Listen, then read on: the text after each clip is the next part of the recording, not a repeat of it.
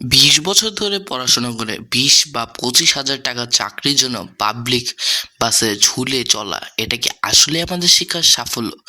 লাখো লাখো মানুষ এই ভিডিও দেখেছে। ভিডিওটি দেখে আপনার কি প্রশ্ন আসছে? প্রথমেই আসবে, পড়াশোনা কি আসলেই মূল্যবান, নাকি এটা একটা বড় স্ক্যাম?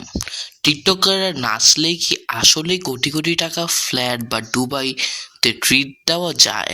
বাংলাদেশের শিক্ষা ব্যবস্থা কি উন্নতি হচ্ছে? চলুন শুরু করি। আপনাদের ওয়েলকাম আমাদের চ্যানেল বিশাল বাহার। আপনারা এই টাইপ কন্টেন্ট আমাদের চ্যানেল পাবেন। যদি ভালো লাগে তাহলে সাবস্ক্রাইব করতে হবে। বাংলাদেশে একজন প্রখ্যাত ফুড ব্লগার রাফসান দা ছোট ভাই বাবা মাকে অডি গাড়ি উপহার করেছেন বা গিফট করেছেন। ভিডিও শুরুতে এই গাড়ি উপহার দেওয়া বিষয়টি তুলে ধরলাম যাতে আপনারা বুঝতে পারেন। এবার আপনাদের কিছু প্রশ্ন ছুড়ে দিতে চাই। এই শিক্ষা ব্যবস্থা আসলে উদ্দেশ্য কি? কেন পড়াশোনা এত দীর্ঘকাল নেয়? 5 থেকে 10 বছরের পড়াশোনা শেষ করা যায় না কেন? 20 বছর পড়াশোনার জন্য কত টাকা খরচ হচ্ছে? এই শিক্ষা ব্যবস্থা এসেছে কোথা থেকে? যদি আপনার মনে আগে এইসব প্রশ্ন না এসে থাকে তাহলে কংগ্রেচুলেশন। এই শিক্ষা ব্যবস্থা ঠিক এভাবেই তৈরি করা হয়েছে যাতে আপনার ক্রিটিক্যাল থিঙ্কিং ক্ষমতাগুলো ধীরে ধীরে কমে যায়। বাংলাদেশ জীবনযাত্রার মান দিন দিন নিম্নমুখী হওয়ার মূল কারণ হচ্ছে এই শিক্ষা ব্যবস্থা। এখানে নেই কোনো প্রপার শিক্ষা বা সিস্টেম। ভিডিও এমন বড় কথা আমি অকারণে বলছি না। ভিডিওটি তৈরি করতে আমি দিনের পর দিন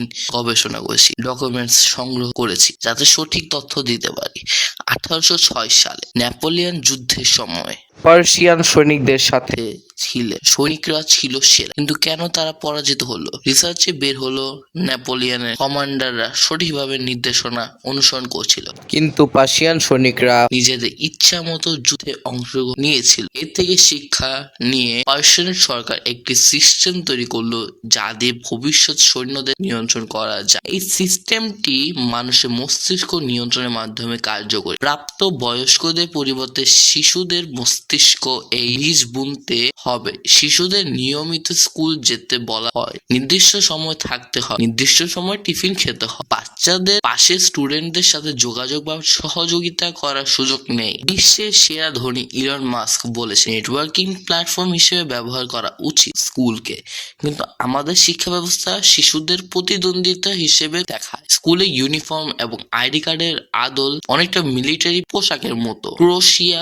তাদের শিক্ষা ব্যবস্থা উন্নতি ঘটাচ্ছে এবং ঘটিয়েছে অনেক, এবং তার ফলাফল দেখেছে। তারপর 1837 সালে আমেরিকান এডুকেশনাল রিফর্মার হর্সম্যান ভাবলো আমেরিকার শিক্ষা ব্যবস্থা উন্নত করার দরকার এবং সারা বিশ্বে ছড়িয়ে দিতে হবে। 1852 সালে আমেরিকাতে নতুন শিক্ষা ব্যবস্থা চালু হয়। তখনকার আমেরিকার ইন্ডাস্ট্রি অর্থনীতি নতুন দিকে ধাবিত হচ্ছিল। বাংলায় একটি প্রবাদ আছে, যদি ক্ষুধা না থাকতো তাহলে এত কাজের প্রয়োজন হতো না। সেই সময় মানুষের নিজের খাদ্য উৎপাদন করত। পরের পর্বে আমরা জানবো এই শিক্ষা ব্যবস্থায় আসল উদ্দেশ্য এবং কিভাবে এটি আমাদের সমাজকে প্রভাবিত করেছে। ভিডিওটি শেষ করতে আপনার মতামত ও প্রশ্নগুলো কমেন্টে বলতে ভুলবেন না এবং পরবর্তী পর্বের জন্য অপেক্ষা করুন। খুবই শীঘ্রই আসবে। আল্লাহ হাফেজ।